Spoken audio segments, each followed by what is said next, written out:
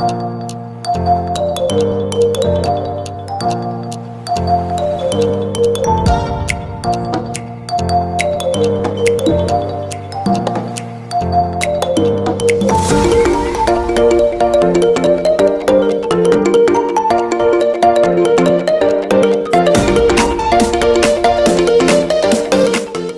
guys and welcome to my channel Science Aquarium.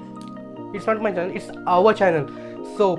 तो फिर बहुत दिनों बाद मैं आपके सामने in front of you I brought an chapter carbon and its compound, और इसकी सीरीज में पूरी तरह से जल्दी लेके आऊँगा। मतलब अब एक एक वीडियो एक एक स्टेप लेते वो जो चैप्टर ख़त्म हो जाएगा तब हमारी वो पूरी सीरीज़ बनेगी, चाहे तब आप उस वक्त देख लो या रिसेंटली देखते ही जाओ।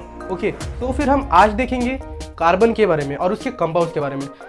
मैं क्या बोल रहा हूँ, वो तो लेसन में ही है। ओके, सो मैं फर्स्ट आपको बोलता हूँ कार्बन एक वर्सेटाइल एलिमेंट है जो कि सबको पता है, या शायद पता भी ना हो तो अभी पता चल चुका है। ओके, सो फिर carbon is an versatile element. Versatile मतलब क्या? अभी वो मतलब ईच एंड एवरी चीज़ में वो होता है, या जैसे पानी, मतलब कोई कहाँ से भी निकल सकता है, कुछ भी बन सकता है, anything as it want. Okay, तो फिर उसी तरह कार्बन वो भी एक एलिमेंट है। अभी आप एटमॉस्फेयर में भी कार्बन डाइऑक्साइड बहुत बार पढ़ते हो, CO2 है बोल के, और बहुत सारे फैब्रिक से या मतलब हर एक चीज़ में कार्बन है। आप नहीं सोच सकते कि डायमंड में भी असल में वो डायमंड भी एक एलोट्रोपिक कार्बन का ही, ग्रेफाइट वो भी एक कार्बन ही है। Okay, so carbon carbon carbon carbon, पर आपको पता है कितने अमाउंट में कार्बन अर्थ क्रस्ट पे है? ओके, पहली बात तो हमें पता चल गई कि कार्बन एक वर्सेटाइल एलिमेंट है। कैसा? वर्सेटाइल। अभी इसके बारे में हम और डिटेल में जानेंगे इस वीडियो में, सो इस वीडियो को लास्ट तक देखना मत भूलना। और अभी मैं सिर्फ इंट्रोडक्शन थोड़ा बता रहा हूँ आपको, जो कि आपके CBSE की बुक में भी लिखा है, पर इसको मैं शायद आपके पास बहुत अच्छी तरह से लेके आ सकता हूँ। सो फिर मेनली मैं बोल रहा था कि कितना अमाउंट अर्थ क्रस्ट पे 0.02% अर्थ क्रस्ट पे कार्बन प्रेजेंट है। और एटमॉस्फेयर में जैसे कि आपको पता है CO2 होता है। क्या? CO2 कितना है? 0.03%। ये है कुछ कार्बन के, मतलब एटमॉस्फेयर में ये जो है, ये एटमॉस्फेयर में, और ऊपर वाला अर्थ क्रस्ट पे, ये वाला अर्थ क्रस्ट पे। ओके, सो जैसे कि मैंने इधर बताया कि वर्सेटाइल एलिमेंट है, 0.02% वाला कार्बन है, और CO2 0.03% एटमॉस्फेयर में। ओके, सो अभी इतना तो जान लिया। इसके और डिटेल्स में देखेंगे, जैसे कि हमारा फर्स्ट पॉइंट है कोवलेंट बॉन्ड का। अभी वो बॉन्ड्स क्या होते हैं, कोवलेंट बॉन्ड्स क्या होते हैं, आयनिक बॉन्ड क्या होता है, वो सब हम जानेंगे इस वीडियो में। सो इस वीडियो को लास्ट तक रहना मत भूलना, और हर बार की तरह मैं इस बार भी वही रिवील करूंगा कि सब्सक्राइब करना मत भूलना, क्योंकि इससे कुछ होता नहीं है, बस इतना होता है कि आप उसके बाद बेल आइकॉन टैप करके मैं हर एक नोटिफिकेशन पहले आपके पास ही पहुंचेगी, और उसके वजह से आप उसको जल्दी सीख लोगे या वो कंसेप्ट आप क्लियर कर पाओगे। इसलिए सो बिना किसी तरह की इस वीडियो को शुरू करते हैं। Let's start.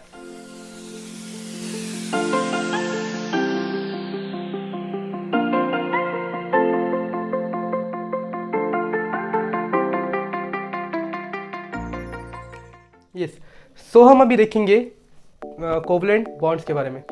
मतलब अभी हमारा फर्स्ट टॉपिक ही वही है, पर उससे पहले मैं आपको आयनिक बॉन्ड्स क्या होते हैं वो भी बताना चाहूँगा, या आपने पिछले साल पढ़ा भी होगा आयनिक बॉन्ड्स होते क्या है। और एक मेन चीज़ है कि इस साल, मतलब मैं जो वीडियो अभी पब्लिश हो रहा है वो 2020 में हो रहा है, मतलब कोरोना के टाइम में हो रहा है।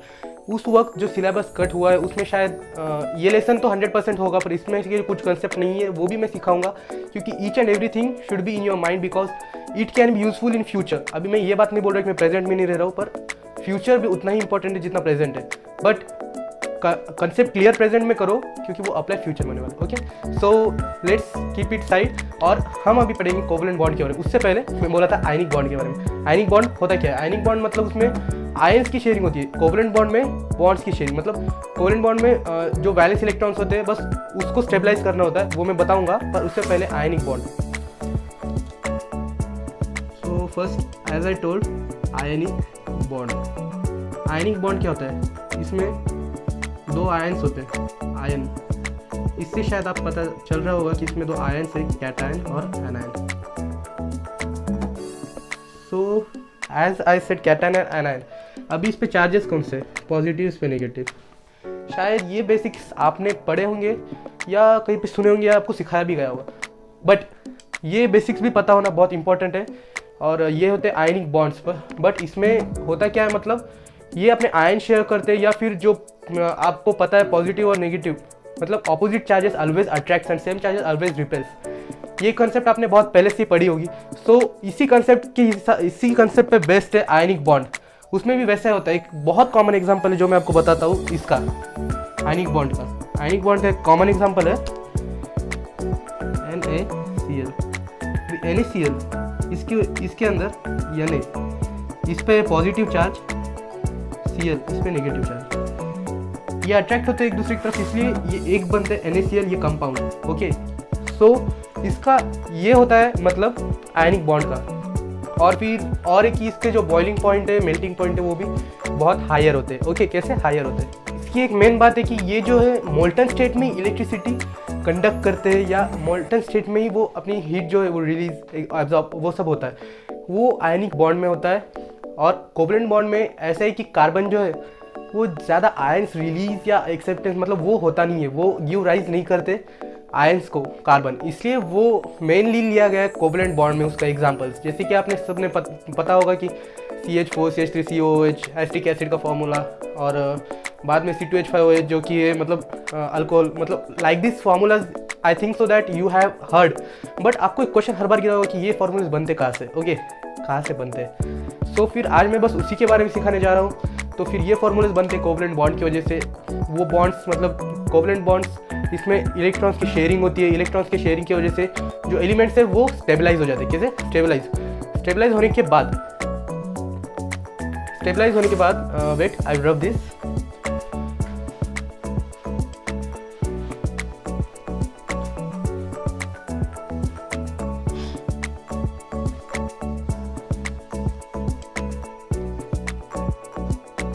ओके, सो मैंने बताया कि कोवलेंट बॉन्ड में होता क्या है। कोवलेंट बॉन्ड में होता है इलेक्ट्रॉन्स की शेयरिंग। कोवलेंट बॉन्ड का मतलब ही आप वही जान लो, covalent bond means nothing but sharing of electrons. अभी इलेक्ट्रॉन्स की शेयरिंग कैसी होती है भाई? इलेक्ट्रॉन्स की शेयरिंग मतलब वैलेंस इलेक्ट्रॉन्स की शेयरिंग। अभी ये क्वेश्चन है कि वैलेंस इलेक्ट्रॉन्स मतलब शेयर क्यों करते हैं, शेयरिंग यहाँ पे होती क्यों है? तो फिर इसका आंसर है कि वो अपना ऑक्टेट कंप्लीट करना चाहते हैं, या फिर वो खुद को स्टेबलाइज करना चाहते हैं। आप बहुत एलिमेंट्स देखे होंगे। कार्बन, अभी इसके आउटर मोस्ट शेल, कार्बन के आउटर मोस्ट शेल में वैलेंस इलेक्ट्रॉन्स होते हैं। मतलब वैलेंस इलेक्ट्रॉन्स का मतलब वही है कि आउटर मोस्ट शेल के इलेक्ट्रॉन्स। अभी वो कैसे पता करें? तो उसके लिए हमें एक मेन कंसेप्ट पढ़नी पड़ती है, जो ये इलेक्ट्रॉनिक कॉन्फ़िगरेशन। इलेक्ट्रॉनिक कॉन्फ़िगरेशन होता क्या है? इलेक्ट्रॉनिक कॉन्फ़िगरेशन जो है वो पहले हम जो पढ़ते हैं कि मतलब डायरेक्टली लिख देते हैं नंबर्स, और नेक्स्ट है कि अबव प्रिंसिपल पे भी हम लिख सकते हैं 1s2 2s2 वैसे। पर हमने अगर सिंपल में कार्बन का जो एटॉमिक नंबर है, एटॉमिक नंबर क्या है? 6। तो फिर 6 एटॉमिक नंबर है, तो हम इसका आउटर मोस्ट शेल में कितने इलेक्ट्रॉन्स है ये पता कर सकते हैं। कैसे? तो फिर आपने शायद KLMN शेल से ऐसे पढ़े होंगे। तो फिर उसमें एक मेन चीज़ है कि हम हर शेल में कितने इलेक्ट्रॉन्स होते हैं वो हम गिन सकते हैं, KLMN। तो फिर इसका फॉर्मूला है 2n²। अभी K फर्स्ट शेल है, 2 1² = 2। ओके, 2 2² = 4 8, 2 3² = 18, 2 4² = 32। ये शायद आपने ऐसे KLMN शेल्स देखे होंगे या नहीं, तो फिर अभी ये नोट डाउन कर लो। KLMN ये 4 शेल्स होते हैं जो कि आपने एटॉमिक स्ट्रक्चर में आप आगे जाके पढ़ोगे,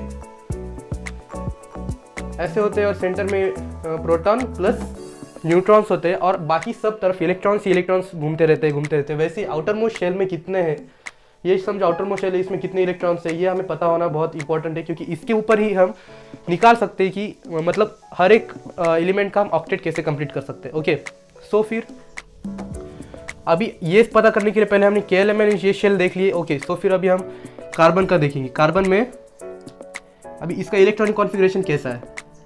2, 4। अभी ये मैंने डायरेक्ट क्यों लिखा, आप पहले ही देख सकते हो K शेल में सिर्फ 2 इलेक्ट्रॉन्स की ही वैकेंट प्लेसेस है। लिमिटेड एलिमेंट्स मतलब कितने, मैक्सिमम 2 एलिमेंट्स एक ही इसमें बैठ सकते हैं। ये समझो न्यूक्लियस है प्रोटॉन और न्यूट्रॉन का, और फिर ये है उसके बाद जो कि जो ऑर्बिट्स है वो। तो फिर पहले इसमें जो के शेल है, ये समझो ये के शेल है, ये एल ये एम, एन की शायद ज़रूरत है नहीं है, पर इसके फर्स्ट इसमें 2 इलेक्ट्रॉन्स लिमिटेड, ओके। 2 इलेक्ट्रॉन्स को कैसे भी चाहिए, मतलब चाहिए। और उसके बाद ये दूसरे के एल शेल में 8 इलेक्ट्रॉन्स, ओके। तो फिर इसका एटॉमिक नंबर ही 6 है, 2 इलेक्ट्रॉन्स तो मिल चुके हैं, पर और 6 बनाने के लिए और कितने इलेक्ट्रॉन्स चाहिए? 4। कितने? 4। सो फिर 4 इलेक्ट्रॉन्स हम ऐसे नेक्स्ट ऑर्बिट में लिख सकते हैं। तो फिर लास्ट ऑर्बिट में कितने हैं, मतलब आउटर मोस्ट ऑर्बिट में 4 बाकी है। कितने?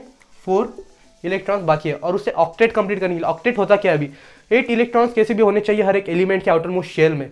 उससे होता क्या है, मतलब वो एलिमेंट पूरा स्टेबलाइज हो जाता है। स्टेबलाइज होने के बाद उसको मतलब एक जगह रुक सकता है या फिर वो किसी के साथ कंबाइन हो सकता है। Anything means as he want, versatile element carbon पूरी तरह से बन जाता है। इसलिए वो कभी भी, आप बहुत सारे फॉर्मूले में CH देखे होंगे, हाइड्रोकार्बन, ये बहुत कॉमन ग्रुप है, क्योंकि हाइड्रोकार्बन्स मतलब हाइड्रोजन को ड्यूप्लेट कंप्लीट करना होता है। ड्यूप्लेट क्या होता है, मतलब हाइड्रोजन का एटॉमिक नंबर है 1, तो फिर उसके आउटर मोस्ट शेल, फर्स्ट के शेल में उसके 2 इलेक्ट्रॉन्स नहीं बन पाते।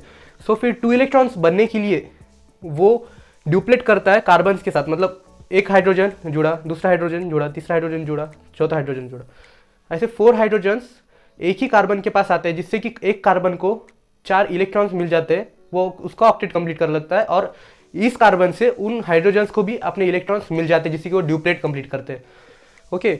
सो फिर हम ये भी देखेंगे अभी बोर्ड पे। Wait a minute, I will rub this.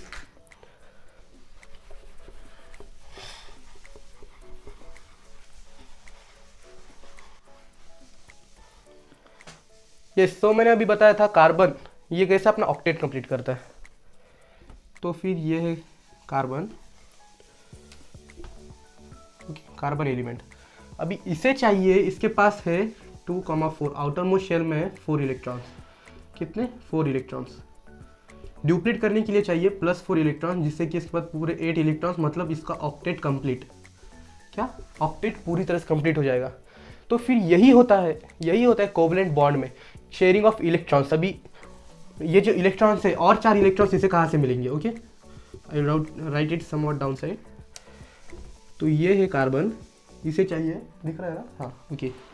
सो इसे चाहिए 4 हाइड्रोजन्स, क्योंकि इसकी जो वैलेंसी है वो इसको भी 2 इलेक्ट्रॉन्स ड्यूप्लेट कंप्लीट करने के लिए चाहिए। मैक्सिममली हाइड्रोजन ड्यूप्लेट ही कंप्लीट करता है, क्योंकि उसके पास पहले ही 1 इलेक्ट्रॉन्स होता है। कितना? 1 इलेक्ट्रॉन उसके पास होता ही है।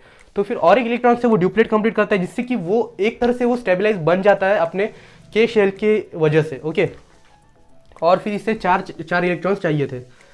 तो फिर ये एक यहाँ से ले लेता है, एक यहाँ से, एक यहाँ से, मतलब हाइड्रोजन से वो 4 इलेक्ट्रॉन्स कलेक्ट कर लेता है। उसके पास, कार्बन के पास पहले से 4 इलेक्ट्रॉन्स है, तो फिर इसके पास आ गए अभी 8 इलेक्ट्रॉन्स। कितने? 8 इलेक्ट्रॉन्स। ये तो हो गया, पर अभी हाइड्रोजन्स का क्या? इन्होंने इनकी हेल्प की, तो फिर ये भी इनको हेल्प करेगा। ये भी इनके पास एक इलेक्ट्रॉन भेजेगा। पहले ही हाइड्रोजन के पास 1 था, 1 इलेक्ट्रॉन था, +1 इलेक्ट्रॉन आ जाएगा, 2 इलेक्ट्रॉन्स, मतलब इसका जो ड्यूप्लेट है वो कंप्लीट हो जाएगा। क्या? कंप्लीट हो जाएगा।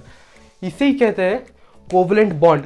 कोवलेंट बॉन्ड मैंने जैसे कि अभी आपको बताया कि शेयरिंग ऑफ इलेक्ट्रॉन्स को ये अभी शेयर कर रहे हैं। और इसका जो मैंने इसका फॉर्मूला ही नहीं लिखा, ये जो मैंने CH फॉर एग्जाम्पल लिया मीथेन का, इसमें ऐसे और ग्रुप्स होते हैं, अल्केन, अल्कीन, अल्काइन, बहुत सारे ग्रुप्स होते हैं जो कि हमें अभी पढ़ने बाकी है, ओके। सो फिर अगर हम इसी चैप्टर में अड़े रहे और अच्छे से इसको पूरी तरह परफेक्टली प्रिपेयर कर लिए, तो बस हम इसके अंदर परफेक्ट हो जाएंगे। और मैं बस उतना ही बताऊंगा जितना मुझे पता है, जितना मुझे सिखा है, not more than that, not less than that. क्योंकि ज़्यादा बताऊंगा तो गलत भी बता सकता हूँ या सही भी बता सकता हूँ, पर गलत हो सकता है। So as my teacher taught me that much only I will teach you, okay. So ये था हमारा CBSE का फर्स्ट लेसन का फर्स्ट पार्ट, जो कि कोवलेंट बॉन्ड पे। सो जो इस चैनल पे नए, इस चैनल को सब्सक्राइब नहीं किए, फिर से बोल रहा हूँ सब्सक्राइब कर दीजिए, और बेल आइकन को टैप करना मत भूलना, क्योंकि वो आपके लिए बहुत हेल्पफुल हो सकता है। बेल आइकन को आज टैप करोगे, कल वीडियो आएगा, देखो, कंसेप्ट क्लियर कर लो, okay. So it's like an offer, इसके लिए 1 रुपये भी नहीं लगते। और फिर ये वीडियो लास्ट तक देखने के लिए बहुत थैंक्स। अगर जिसने अभी ये वीडियो लास्ट तक देखा है उसके शायद ही कुछ कंसेप्ट क्लियर हो चुके होंगे। और फिर मैं और एक बात आपको बोलना चाहता हूँ कि मैंने इसमें बहुत सारे जो ये होते हैं, मतलब इसमें अभी लाइन स्ट्रक्चर बताया, इसमें डॉट स्ट्रक्चर्स भी होते हैं। डॉट स्ट्रक्चर आपको एक बता देता हूँ CH4 का। ये है डॉट स्ट्रक्चर CH4 का, एक इलेक्ट्रॉन दे रहा जा रहा है, इसका मतलब ये डॉट स्ट्रक्चर है। और फिर ऐसे ही है कुछ मतलब यही कुछ छोटे छोटे कंसेप्ट है जो आप बुक में पढ़ने के बाद भी रियलाइज़ कर सकते हो, इसे समझ सकते हो। जो फिर मेन कंसेप्ट थी वो मैंने आपको सिखा दी है। कोवलेंट बॉन्ड की, इलेक्ट्रॉन शेयरिंग कैसे करते हैं, कार्बन और हाइड्रोजन में इलेक्ट्रॉन्स की शेयरिंग कैसी होती है। हाइड्रोकार्बन ये बेस्ट एग्जाम्पल है शेयरिंग ऑफ इलेक्ट्रॉन्स, ये सिखाने के लिए। Okay, so that's why I took the very basic formula और कंपाउंड CH4। तो फिर इसकी वजह से आप ये समझ गए होंगे। I hope you got understand, but if there also you didn't understand then you can type that in comment box. उसके बाद मैं वो पढ़ने के बाद आपके लिए इससे बेहतर और अच्छे तरह से एक वीडियो प्रेजेंट करूंगा, जिससे कि आपको ये पता चल जाएगा कि शेयरिंग ऑफ इलेक्ट्रॉन्स होता कैसे और कोवलेंट बॉन्ड होता कैसे। ओके, तो बस आज के लिए इतना ही, बाय।